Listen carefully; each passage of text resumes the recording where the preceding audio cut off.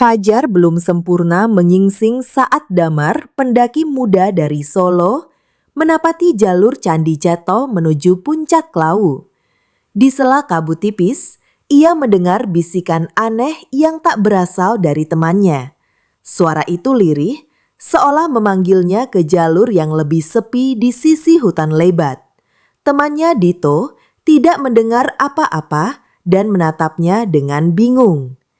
Damar merasa langkahnya tertarik oleh sesuatu yang tak terlihat. Sejak turun dari pos 3, suasana berubah. Angin mendadak dingin dan aroma kemenyan samar tercium. Ia merasa seolah diawasi seperti banyak mata mengintai dari balik pepohonan. Di kejauhan, suara gamelan mengalun pelan, menggema tanpa sumber. Di tengah jalur, mereka menemukan bangunan tua menyerupai warung yang tak tercatat di peta pendakian. Pintu kayunya terbuka sedikit, seolah mengundang. Di dalam, rak-rak penuh barang lawas, kain batik kuno, pisang raja yang segar, dan rokok kretek. Namun yang ganjil, tak ada seorang pun di sana. Damar melangkah masuk, merasa waktu seakan melambat. Ia mengambil sebungkus keripik singkong, namun Dito segera menariknya keluar. "Jangan sentuh apapun," bisik Dito ketakutan. Tiba-tiba, suara kentongan terdengar dari arah belakang bangunan. Diikuti tawa kecil yang tak wajar. Malam mulai turun, kabut makin tebal, dan suara gamelan makin jelas terdengar. Damar dan Dito tersesat di jalur tak dikenal, di mana pepohonan tampak lebih rapat dan cahaya bulan tak bisa menembus. Tiba-tiba, mereka melihat gapura tua dari batu hitam berlumut. Di atasnya tergantung kain merah dengan tulisan aksara Jawa kuno. Tanpa sadar, langkah mereka membawa ke dalam gapura tersebut. Di baliknya, suasana berubah drastis. Lampu minyak berjejer, orang-orang memakai pakaian adat, dan bau dupa menguar kuat. Damar terbelalak melihat sebuah pasar besar yang tidak ada di peta manapun. Dito berbisik ketakutan. "Ini pasar gaib, Dam." Suasana pasar begitu hidup namun aneh. Pedagang menjajakan barang-barang unik seperti jam pasir dari tulang, bunga yang menyala, hingga koin emas dengan wajah tak dikenal. Tapi yang membuat bulu kuduk Damar berdiri, tak satu pun dari mereka memiliki bayangan. Damar hampir menyapa seorang penjual keris, tapi Dito menahan lengannya. "Jangan bicara kecuali diajak bicara," katanya dengan suara gemetar. Seorang wanita tua mendekat. Matanya putih seluruhnya, menawarkan kain tenun sambil tersenyum dingin. "Mau tukar dengan ingatanmu?" Damar dan Dito hanya berjalan, tidak membeli, tidak bicara. Mereka melihat seseorang sedang bertransaksi dengan seekor makhluk berkepala kucing dan bertubuh manusia. Seseorang membayar bukan dengan uang, tapi dengan rambut dan potongan kuku. Di sudut lain, seorang pria memberikan selembar foto untuk ditukar jam sakti. Tiba-tiba, pedagang boneka memanggil Damar dengan namanya. "Damar, sudah lama kami tunggu." Padahal ia belum pernah menyebutkan namanya di tempat itu. Dito panik dan menarik Damar lari. Tapi suara tawa para pedagang mengikuti mereka di sepanjang lorong pasar. Mereka berlari menyusuri lorong pasar yang seolah tak berujung. Setiap belokan membawa mereka kembali ke tempat semula, seolah waktu dan ruang bermain dengan logika. Warung demi warung tampak bergeser posisinya, dan pengunjung lain pun mulai tampak asing, matanya kosong dan kulitnya pucat kebiruan. Salah satu pintu warung terbuka dan seorang pria tua berjubah hijau melambai. Kalian pendatang yang belum membayar harga, jangan harap bisa keluar sebelum lunas. Damar mencoba berteriak, namun suaranya tak keluar. Sementara itu, langit di atas pasar mulai berubah merah. Dari arah belakang, langkah kaki berat menggema. Disusul suara derak kayu seperti bambu patah. Makhluk raksasa bermata satu, bertanduk hitam, dan membawa tombak emas muncul dari balik asap. Ia disebut penjaga pasar, yang menjaga keseimbangan antara dunia nyata dan gaib. Makhluk itu menunjuk Damar dan Dito. Salah satu dari kalian harus menetap, atau kalian berdua hilang selamanya. Damar gemetar, tapi Dito dengan tatapan putus asa berkata, "Ambil aku saja, biarkan dia pergi." Namun pasar tidak menerima pengorbanan begitu saja. Damar mencoba menawar dengan semua uang yang ia bawa. Ia meletakkan uang kertas di hadapan penjaga, tapi dalam sekejap uang itu berubah menjadi daun kering. "Nilai dunia tak berlaku di sini." Suara penjaga menggelegar seperti petir. Seorang pedagang wanita muncul membawa baki berisi benda-benda aneh. Serpihan mimpi, ingatan masa kecil, dan suara tangisan bayi. "Itu yang kami incar, bukan harta duniawimu." Damar sadar, harga kebebasan mereka adalah sesuatu yang tak bisa dibeli. Dari kerumunan muncul sosok yang menyerupai ibu Damar yang telah lama meninggal. Ia tersenyum dan memanggil, "Nak, mari pulang." Damar nyaris melangkah, tapi Dito menariknya mundur. "Itu bukan ibumu, Dam. Itu salah satu makhluk peniru." Sosok itu berubah menjadi asap, lalu membentuk wajah Damar sendiri yang menangis. Pasar semakin mempermainkan pikiran mereka, menyuguhkan harapan dan ilusi. Damar mulai kehilangan rasa waktu dan ruang. Apakah mereka sudah berhari-hari di sini? Mereka mendengar bisikan samar dari arah rerimbunan bambu di belakang pasar. "Jalan keluar hanya bisa ditemukan jika kau tahu siapa dirimu." Kalimat itu berulang seperti mantra. Damar mulai merenungi dirinya. Apa yang ia bawa ke gunung ini selain ego?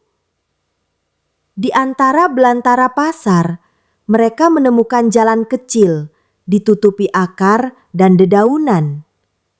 Saat mereka menapakinya, suara pasar menghilang perlahan, digantikan oleh nyanyian burung hantu.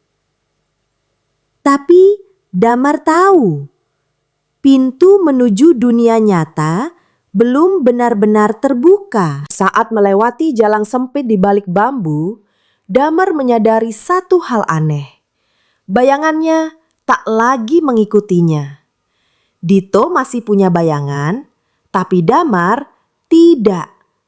Seolah sebagian jiwanya tertinggal di pasar. Angin berhembus kencang, membawa suara-suara lirih yang memanggil namanya. Dito mencoba menyemangati. "Kita sudah dekat, Dam. Jangan lihat ke belakang." Namun ketika Damar menoleh, ia melihat sosok dirinya sendiri berdiri di pintu pasar, tersenyum lebar. Sosok itu lalu berbalik dan berjalan masuk kembali, perlahan menghilang. Di bawah pohon besar, mereka menemukan meja kayu tua dengan sebuah buku bersampul kulit manusia. Tulisan pada sampulnya berubah-ubah, seolah tahu siapa yang membacanya. "Jangan dibuka," suara Dito bergetar. Tapi Damar Diliputi rasa ingin tahu, membuka halaman pertama. Tiba-tiba, langit menggelap dan suara-suara dari pasar terdengar lagi. Halaman buku itu berisi nama-nama orang yang pernah masuk ke pasar gaib. Banyak di antaranya tidak pernah kembali. Di akhir halaman, nama Damar muncul. Baru saja ditulis tinta merah segar. Damar dan Dito dikejutkan oleh kehadiran seorang pria berjubah abu-abu dengan jari-jari panjang penuh tinta hitam. Ia menyebut dirinya juru tulis, penjaga takdir para pengunjung pasar gaib. Kau sudah terdaftar. Waktu keluar hanya ditentukan satu hal, pengorbanan. Juru tulis menawarkan pilihan. Tulis nama seseorang untuk menggantikan Damar dan ia akan bebas. Tapi Damar menolak, tak ingin mengorbankan siapapun. Pria itu tersenyum tipis, lalu berkata, "Kalau begitu, kau harus temukan benda yang tertukar." Di dalam gua kecil tersembunyi, mereka menemukan cermin tua dengan bingkai dari tulang rusa.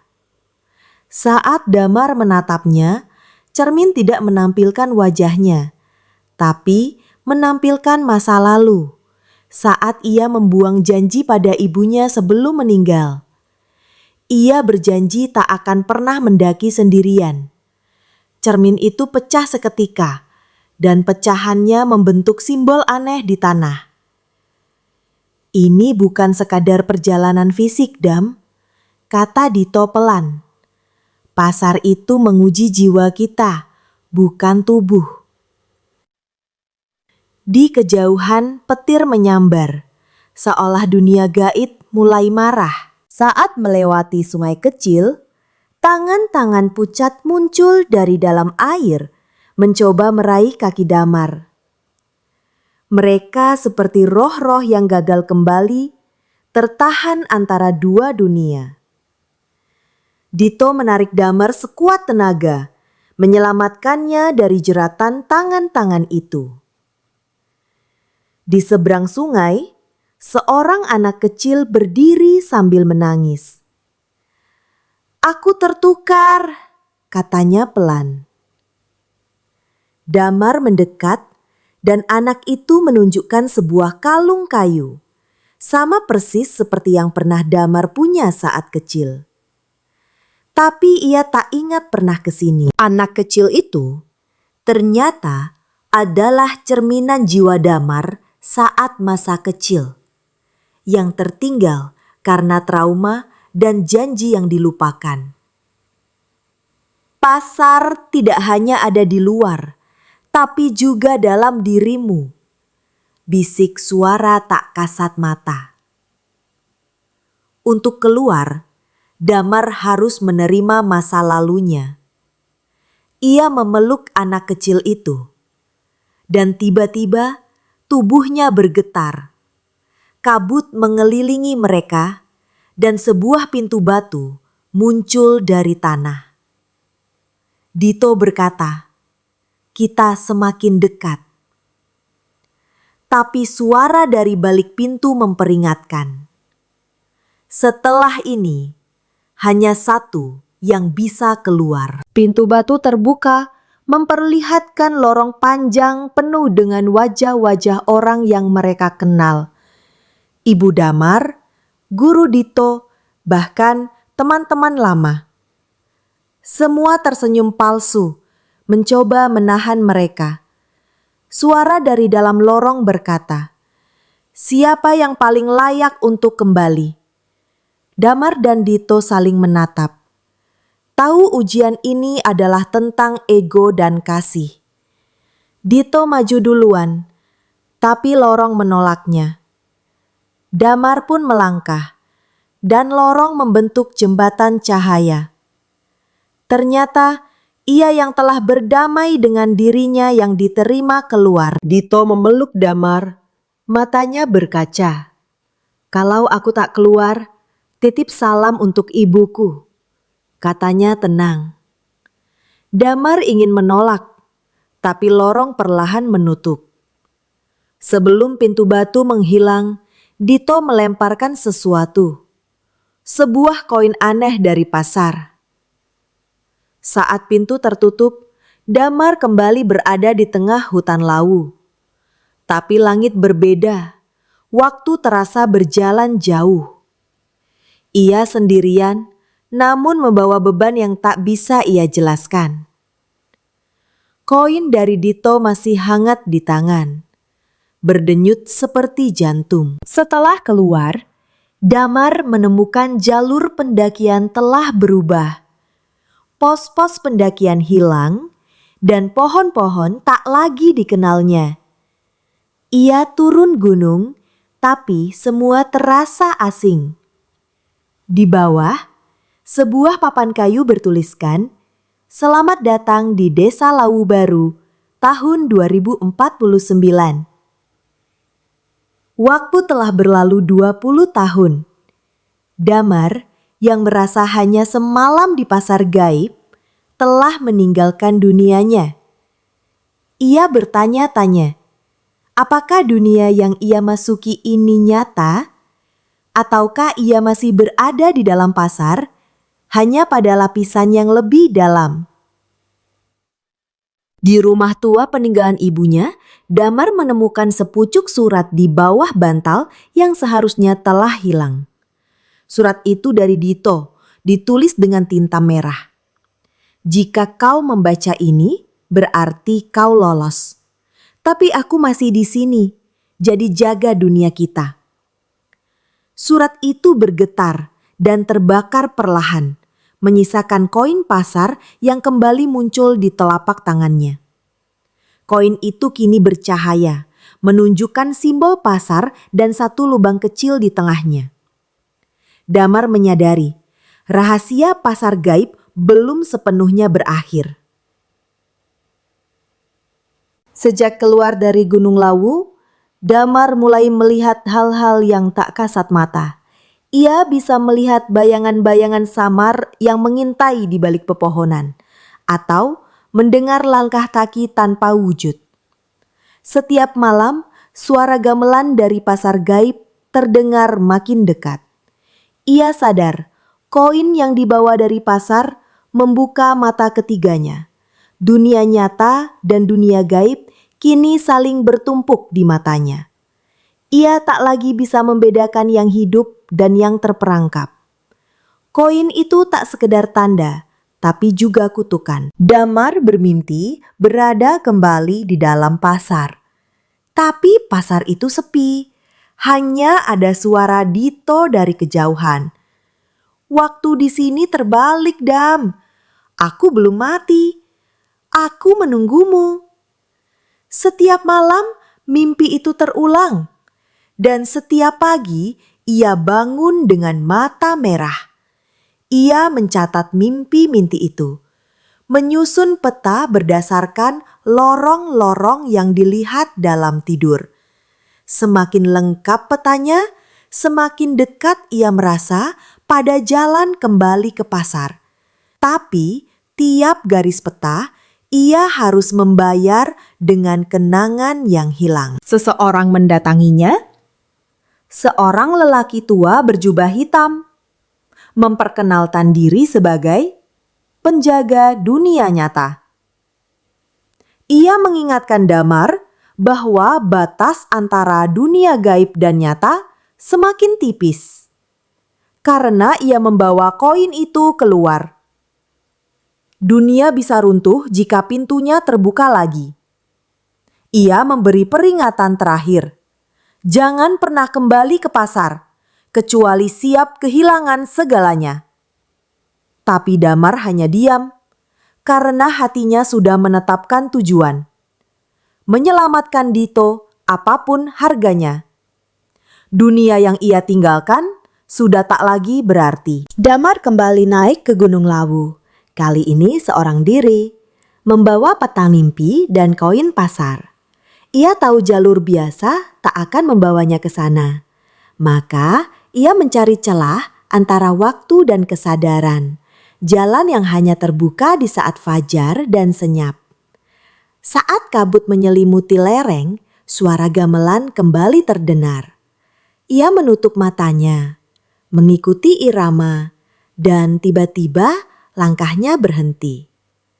Di depannya, gapura hitam muncul kembali, meski sebelumnya telah runtuh. Pasar itu masih menunggunya. Di dalam pasar, waktu seolah berhenti. Tak ada pedagang, tak ada pembeli. Hanya barang-barang tergantung beku di udara. Damar menyusuri lorong-lorong, mencari tanda-tanda keberadaan Dito. Tapi semuanya diam, seperti dunia yang menahan nafas. Tiba-tiba, bayangan Damar yang dulu muncul dari balik pintu, kini berbicara. Kau kembali tanpa izin, dunia ini akan menelanmu. Damar melangkah, tak gentar. Ia memegang koin erat-erat dan berkata, "Aku datang bukan sebagai pengunjung, tapi sebagai penebus." Damar akhirnya menemukan Dito duduk di warung tua. Tubuhnya tak berubah, seolah waktu tak menyentuhnya. Tapi matanya kosong, seperti telah kehilangan dirinya. Ia memanggil, tapi Dito tak mengenalinya. Ia bahkan tak tahu siapa dirinya sendiri. Damar menangis, sadar bahwa jiwa Dito telah tertinggal di ruang yang tak punya waktu. Tapi di leher Dito tergantung koin kembar. Damar tahu, satu-satunya cara menyelamatkan temannya adalah dengan menukar jiwanya sendiri. Pilihan kini di tangannya. Pasar hidup kembali saat bulan di langit berubah hitam.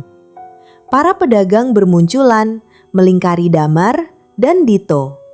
Suara gamelan kembali mengalun, menandakan waktu transaksi. Seorang wanita tua, pemilik pasar, muncul membawa timbangan perak. Kau ingin menukar satu jiwa dengan satu jiwa? Maka kau harus mengosongkan kenanganmu terlebih dahulu. Damar menyetujui. Ia menyerahkan kenangan masa kecil, suara ibunya, dan cita-citanya.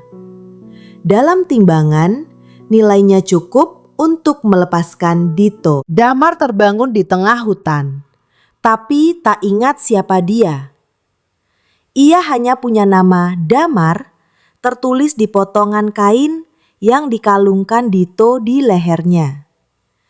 Dito menangis, kini sadar bahwa sahabatnya telah menukar seluruh hidupnya demi menyelamatkannya. Dito membawa Damar turun gunung, sambil terus menjelaskan siapa dia, tentang pasar gaib, dan janji yang tak boleh dilanggar. Tapi Damar hanya tersenyum kosong. Dunia kini baginya adalah halaman kosong yang belum tertulis. Di rumah, Dito menyimpan kedua koin di dalam kotak besi tertutup rapat. Ia tahu pasar akan selalu mencari jalan kembali. Suara gamelan kadang masih terdengar samar saat malam, tapi ia tak berani menjawab. Dunia harus dijaga tetap utuh. Namun, suatu malam, Damar membuka kotak itu tanpa sadar, tertarik pada cahaya dari koin tersebut. Ia menatap ke dalam lubang koin, dan untuk sesaat wajahnya tercermin kembali. Tapi di balik wajah itu terselip sosok lain. Sosok dirinya yang lama memanggil. Pagi hari, Dito terbangun dan menemukan Damar hilang dari rumah. Jejak kakinya menuju arah hutan, tepat ke jalur lama menuju Candi Ceto. Koin yang dulu bersinar kini redup dan bau dupa kembali memenuhi udara. Pasar memanggil lagi. Dito sadar, pintu ke pasar gaib tidak pernah benar-benar tertutup. Ia hanya menunggu waktu yang tepat dan jiwa yang cukup rapuh untuk kembali masuk. Dan kini giliran Damar yang berjalan tanpa kenangan menuju pasar sebagai pengunjung tetap. Dito menyusul ke Gunung Lawu, berharap menemukan Damar sebelum pasar menelannya kembali. Namun jalur kali ini dipenuhi kabut yang lebih tebal dari sebelumnya. Pepohonan bergemerisik meski tak ada angin, seolah berbisik di telinganya. Ia menemukan secari kain robek tergantung di ranting, bagian dari baju Damar. Semakin dalam ia berjalan, suara gamelan yang dulu menghantuinya kini terdengar seperti tangisan. Hutan Lawu berubah menjadi bayangan dirinya sendiri. Nito sampai di sebuah dataran sunyi, di mana gapura batu kini tampak runtuh dan setengah tertimbun akar. Di depan gapura, duduk seorang pemuda dengan mata kosong Damar. Namun kali ini, wajahnya tenang dan tidak mengenali Dito. Seorang ngelati berjubah muncul dari balik kabut. Ia berkata, "Jiwa yang telah menyeberang 2 kali akan menjadi penjaga." Dito menolak, tapi aturan pasar tak bisa dilanggar. Damar kini bagian dari pasar, bukan pengunjung, tapi pintu. Pasar kembali muncul, namun kini dalam bentuk berbeda. Lorong-lorongnya seperti akar raksasa, membentuk labirin hidup. Para pedagang tidak lagi menjual barang, tapi menawarkan mimpi, harapan, dan penyesalan. Damar berdiri di tengah pasar, mengenakan pakaian putih lusuh, membawa obor yang tak padam. Ia tak mengenal siapapun, hanya melayani mereka yang tersesat. Dan setiap kali seorang pengunjung tiba, ia menyambut dengan senyum hampa. Dito berusaha mengingatkan Damar, membacakan catatan lama mereka, surat ibunya, dan foto masa kecil. Tapi tidak satu pun membuka ingatan Damar. Semua itu sudah menjadi milik pasar, ucap penjaga tua. Satu-satunya cara memulihkan Damar adalah membuat perjanjian baru. Dito harus menggantikan peran Damar sebagai penjaga dan membiarkan sahabatnya bebas. Pasar hanya mengenal tukar, kata suara dari langit gelap, dan Dito mengangguk. Setelah ritual dilakukan, obor di tangan Damar padam. Ia jatuh tak sadarkan diri dan perlahan diselimuti cahaya. Tubuhnya menghilang dari pasar. Muncul kembali di tengah hutan, terbaring di rerumputan basah, nafasnya berat namun hidup. Dito kini berdiri di tengah lorong pasar, menggenggam koin yang dulunya milik Damar. Bajunya perlahan berubah menjadi jubah hitam dan kerumunan mulai mendekat. Ia bukan lagi Dito yang dulu. Ia kini milik pasar, penjaga gerbang antara dunia. Saat kembali ke dunia nyata, Damar menemukan banyak hal yang berubah. Ia tidak ingat peristiwa di pasar, namun selalu bermimpi tentang suara gamelan. Orang-orang yang ia kenal sudah menua dan dunia terasa asing baginya. Ia sering duduk di bawah pohon tua di lereng Lawu, menatap kabut. Kadang, ia merasa ada mata yang mengawasinya dari balik pohon. Dan dalam mimpinya, selalu ada satu wajah yang samar. Sahabat yang tak bisa ia ingat. Suatu malam, angin membawa suara gamelan yang begitu jelas. Damar terbangun dan melihat seberkas cahaya di bawah pohon tempat ia biasa duduk. Di sana, ia menemukan kotak kayu tua berisi foto, catatan, dan seutas gelang kulit yang pernah ia buat. Begitu menyentuh gelang itu, ingatannya mulai kembali.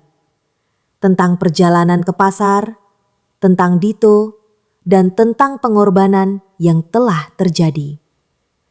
Tapi semuanya kini hanya kenangan yang tak bisa ia balas. Dengan ingatan yang pulih, Damar merasakan kekosongan mendalam.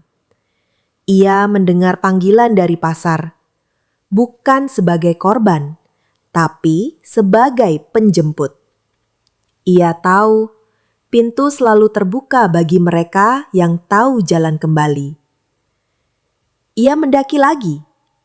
Kali ini bukan untuk menyelamatkan, tapi untuk berterima kasih. Di tengah kabut, ia menunduk dan berbisik, "Aku tidak akan lupa." Lalu, ia menanam gelang kulit itu di tanah sebagai penanda cinta dan kehilangan. Pasar gaib Gunung Lawu tidak pernah benar-benar hilang.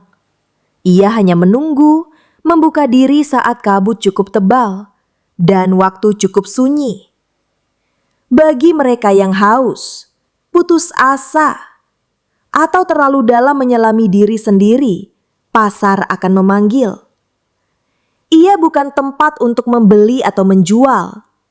Ia adalah cermin. Dan setiap jiwa yang masuk akan bertemu bayangan yang sebenarnya. Apa yang kau bayar bukanlah harga, tapi jati dirimu sendiri. Damar kini menjadi pendongeng keliling, menceritakan kisah tentang pasar yang tak semua orang percaya. Tapi di matanya selalu ada cahaya yang berbeda. Cahaya dari tempat yang tak bisa dijelaskan dengan logika.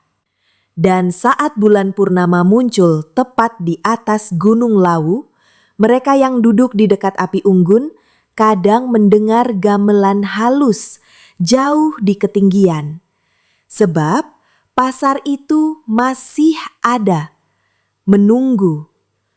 Dan cerita ini belum benar-benar berakhir.